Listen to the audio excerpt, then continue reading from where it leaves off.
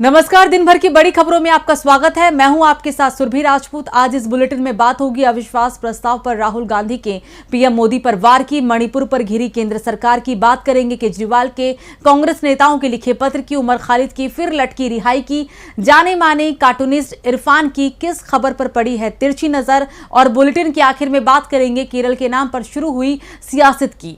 इसके साथ ही और भी कई बड़ी खबरों से आपको कराएंगे रूबरू, लेकिन तमाम बड़ी खबरों से पहले एक नजर सुर्खियों पर।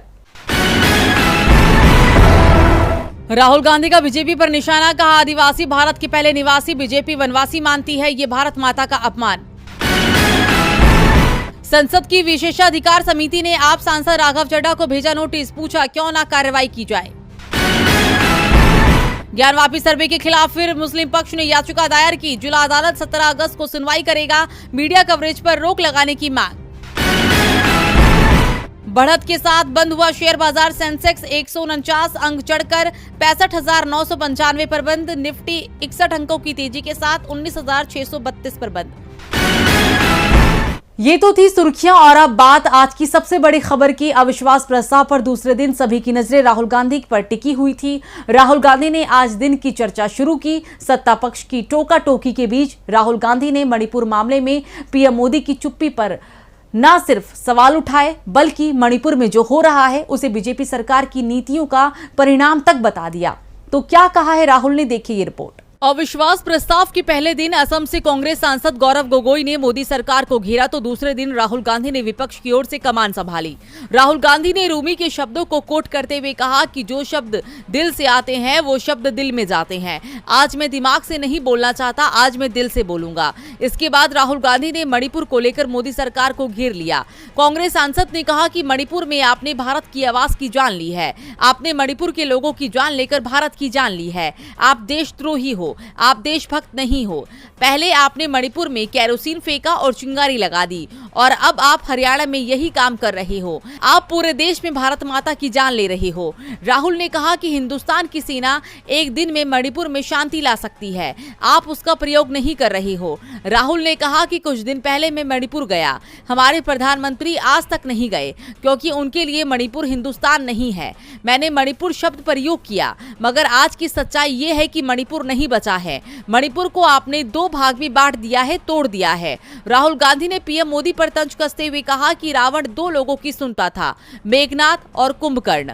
वैसे ही नरेंद्र मोदी दो लोगों की सुनते हैं, अमित शाह और अडानी की। राहुल ने कहा कि मोदी सरकार को उसका अहंकार समाप्त कर देगा। राहुल ने रामायण का जिक्र करते हुए कहा कि रावण की लंका को हनुमान जी ने नहीं जलाया था, लंका को रावण के अहंकार ने जलाया था। रावण को राम ने नहीं मारा, रावण को उसके अहंकार ने मारा था। राहुल ने कहा कि मुझे भी अहंकार हो गया था।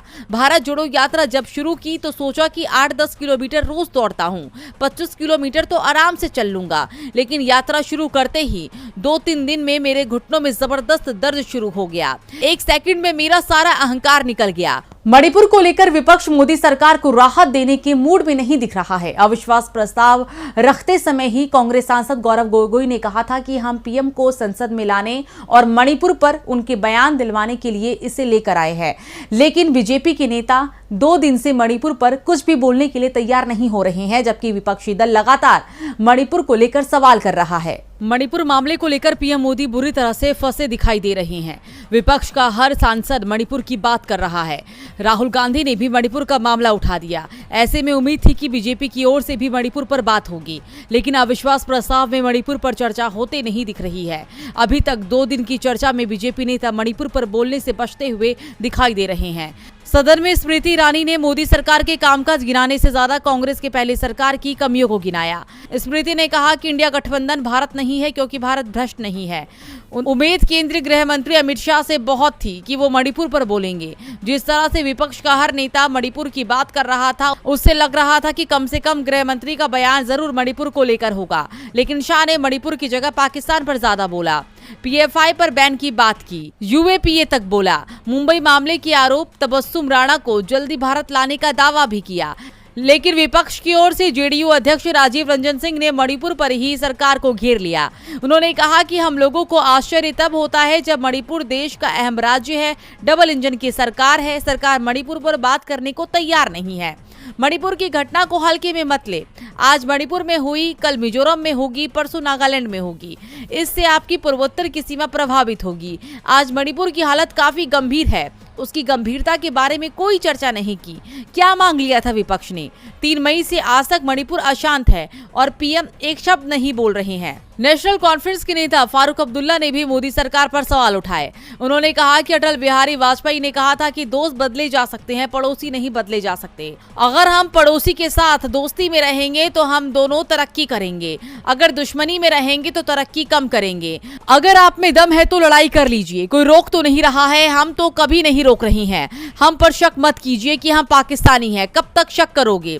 इस शक को छोड़िए और हमें भी गले लगाइए, जो इस वतन के साथ खड़े हैं और इस वतन के साथ ही खड़े रहेंगे। मणिपुर से कश्मीर तक मोदी सरकार मुश्किल में है तो दूसरी ओर इंडिया गठबंधन मजबूत होते दिख रहा है। दिल्ली बिल पर चर्चा के दौरान केंद्रीय गृह मंत्री ने दावा किया था कि इस बिल के बाद केजरीवाल इंडिया गठबंधन से अलग हो जाएंगे, लेकिन आज केजरीवाल ने अमित शाह और बीजेपी को पूरी तरह से गलत साबित कर दिया। तो क्या किया दिल्ली के सीएम ने? देखिए ये रिपोर्ट। पिछले कुछ समय से दिल्ली सेवा बिल को लेकर दंगल छिड़ा हुआ था। जब से मोदी सरकार इसे लेकर आई है तब से इस पर बवाल मचा हुआ था।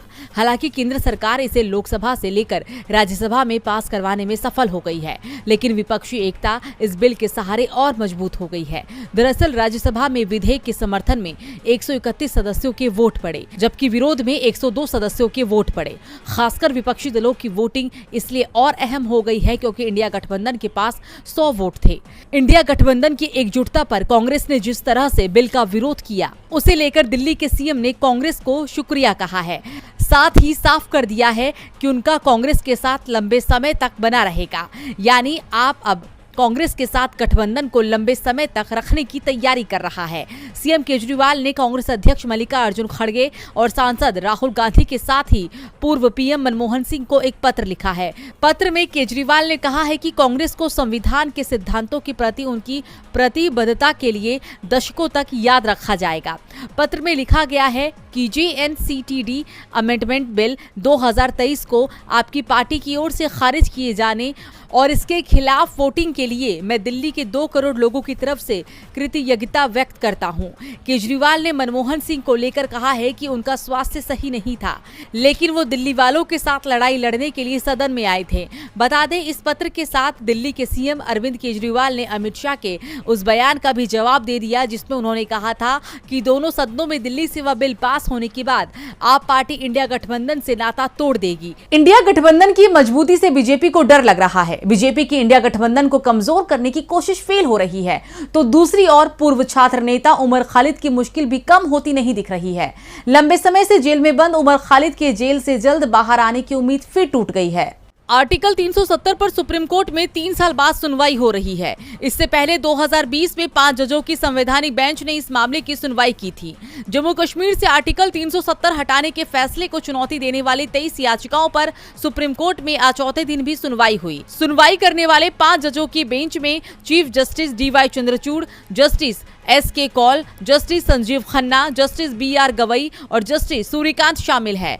जहां याचिकाकर्ता मुज्जदार इकबाल खान की ओर से गोपाल सुब्रमण्यम ने सुनवाई शुरू की और उसके बाद जफर शाह ने जारी रखा। सुनवाई कुल 4 घंटे 40 मिनट तक चली। सुब्रमण्यम ने कहा कि विलय के समय जम्मू कश्मीर किसी अन्य राज्य की तरह ही था, उसका अपना संविधान था। हमारे संविधान में विधानसभा और संविधान सभा दोनों को मान्यता प्राप्त है। मूल ढांचा दोनों के संविधान से निकाला जाएगा। डॉक्टर अंबेडकर ने संविधान के संघीय होने और राज्यों को विशेष अधिकार की बात कही थी। इस पर जस्टिस खन्ना ने कहा कि जब हमने 1954 के आदेश के पहले भाग को पढ़ा तो ये स्पष्ट हो गया कि जम्मू कश्मीर में भारतीय संविधान को अपवादों और संशोधनों के साथ अपनाया गया था। आप इसे जम्मू कश्मीर का संविधान कह सकते हैं, लेकिन जो अपनाया गया वो भारतीय संविधान था। जफर शाह ने कहा कि आर्टिकल 370 को समझने के लिए अलग अलग अप्रोच है। गौरतलब है कि 8 अगस्त को हुई सुनवाई में चीफ जस्टिस DY चंद्रचूड़ ने कहा था कि आर्टिकल 370 खुद कहता है कि इसे खत्म किया जा सकता है। इस पर सिब्बल ने जवाब देते हुए कहा था कि 370 में आप बदलाव नहीं कर सकते, इसे हटाना तो भूल ही जाइए। उमर खालिद के मामले में आज सुनवाई नहीं हो पाई, लेकिन जम्मू कश्मीर पर अनुच्छेद 370 के मामले में सुप्रीम कोर्ट की संवैधानिक पीठ पर सुनवाई जरूर हुई। इस मामले में संविधान पीठ रोज सुनवाई कर रही है, तो आज सुनवाई में क्या रहा खास, देखिए ये रिपोर्ट। दिल्ली की बड़ी साजिश के मामले में पूर्व जेएनयू स्कॉलर और एक्टिविस्ट उमर खालिद घिरे हुए हैं। खालिद सितंबर 2020 से सलाखों के पीछे हैं। इस मामले में उनकी जमानत याचिका पर सुनवाई अटक गई है।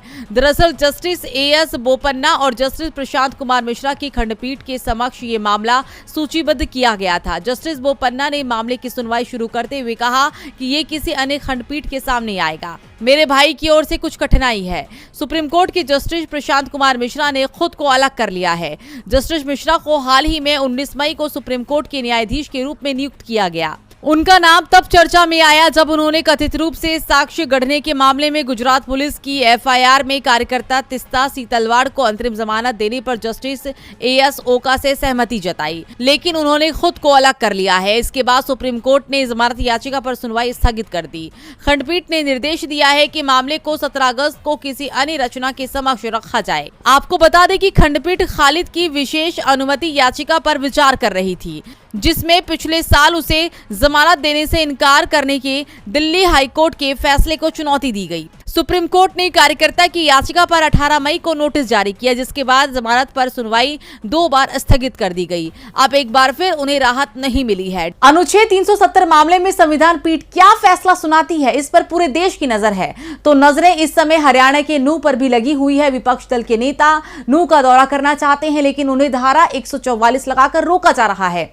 लेकिन बीजेपी नेताओं की प्रतिनिधि मंडल को छूट दी जा रही है, जिसे लेकर विपक्ष ने सवाल भी उठाए हैं। हरियाणा के नूह में सांप्रदायिक टकराव के बाद अब एक तरफा कार्रवाई के चलते राज्य सरकार विपक्ष के निशाने पर आ गई है। सबसे पहले तो नूह में चिन्हित लोगों पर कार्रवाई हुई। कांग्रेस का दावा है कि कार्रवाई एक समुदाय को टारगेट करते हुए की गई। 4 दिन तक लगातार बुलडोजर की कार्रवाई चलती रही। बाद में पंजाब हरियाणा हाईकोर्ट ने स्वतः संज्ञान लेते हुए इस कार्रवाई पर रोक लगाई, लेकिन तब तक सैकड़ों मकान गिरा दिए गए थे।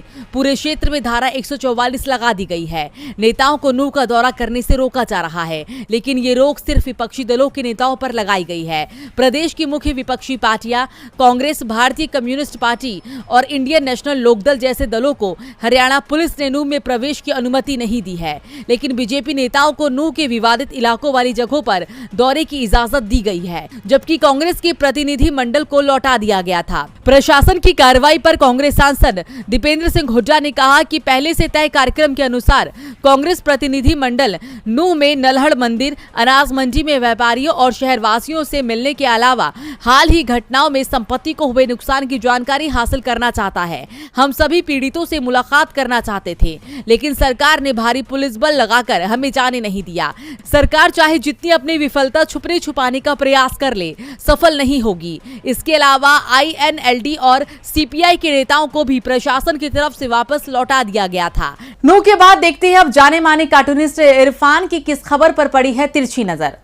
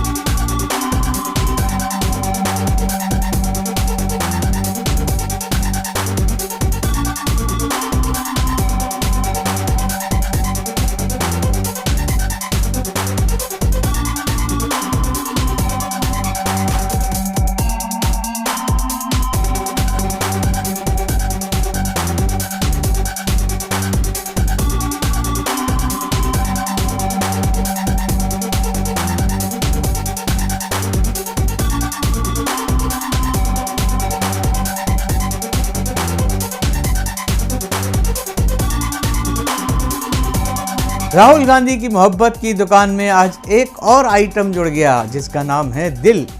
उन्होंने कहा कि वो दिमाग से नहीं, अब दिल से बोलेंगे। उम्मीद है कि उनके दिल की बात जनता के दिलों तक जरूर पहुंचेगी। बहुत बहुत शुक्रिया इरफान जी। और बुलेटिन के आखिर में बात केरल की। देश में उत्तर प्रदेश, मध्य प्रदेश में शहरों, मोहल्लों और चौराहों का नाम बदले जा चुके हैं। बंगाल और तमिलनाडु की राजधानी का नाम भी बदला जा चुका है। तो अब एक और राज्य का नाम बदलने की तैयारी चल रही है। तो किस राज्य का नाम बदला जा रहा है, देखिए ये रिपोर्ट।